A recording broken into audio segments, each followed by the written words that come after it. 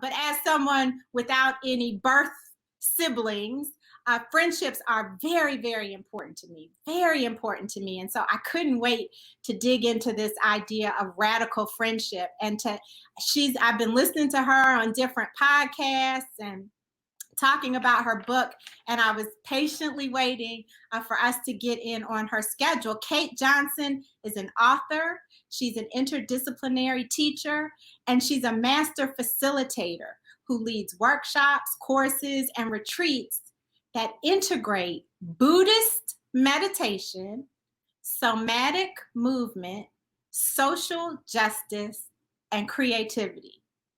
Now, who do you all know that does that? That looks like us. So it is an honor and a joy to welcome Kate. Oh, and there is some knowledge of Buddhism in the audience. So people were talking about Tina Turner this evening. Nicole Taylor broke down the similarities between Buddhism and Christianity. Her take on it was, we all practice some form of Buddhism, whether we realize it or not. But I'd like for you to describe Buddhism for us. Yeah, I appreciate the question. I actually don't get to do it that often, and my understanding is that Buddhism is a religion and a philosophy and a way of life that is inspired by the historical Buddha Siddhartha Gautama, who was a Indian prince or noble caste, lived in South India, and lived about 2,600 years ago. And so there are a lot of different Buddhist lineages, and it's a religion like other religions that has had a diasporic experience since its place of origin.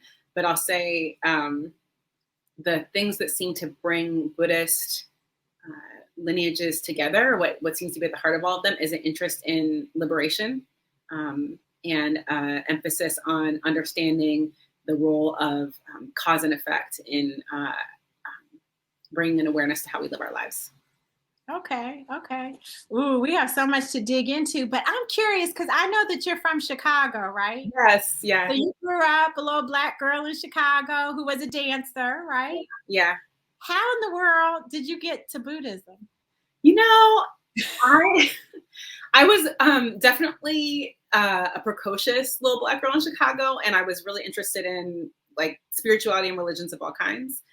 So my parents actually had this big encyclopedia of world religions in my basement that I would like leaf through even before I really could read all the text, which was very small. I was interested in the pictures and the iconography, and I was actually primarily drawn early on to the iconography, to the religious art that I saw associated with Buddhism, and the different like symbolic materials that the different Buddhas would have, and the colors and significance of it just felt really inspiring to me.